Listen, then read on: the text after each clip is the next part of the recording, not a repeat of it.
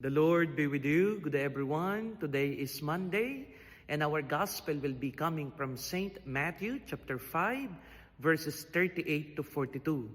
Jesus said, "Do not just love your neighbor, but love even your enemies."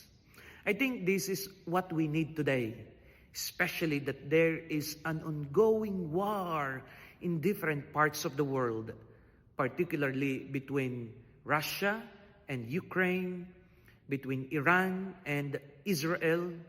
There is a deep-seated animosity due to different reasons.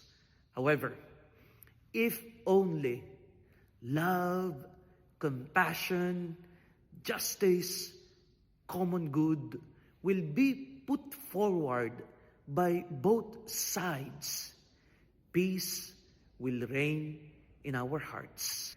As long as we keep on returning evil for an evil received, and as long as we are returning hatred towards hatred received, the cycle of evil will continue, and there will be unending wars.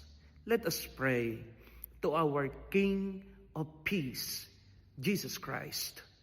Let us pray to the Holy Spirit that all our leaders around the world will be given wisdom, knowledge, and understanding to make a better decisions, not just for the good of themselves, but for the good of the whole country and of the world.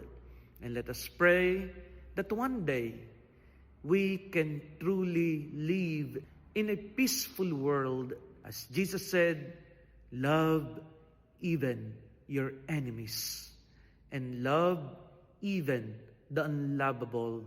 While it is true that there is no peace without justice, it is a complicated issue, but it is not impossible if only everyone will choose to love and will choose peace. God bless.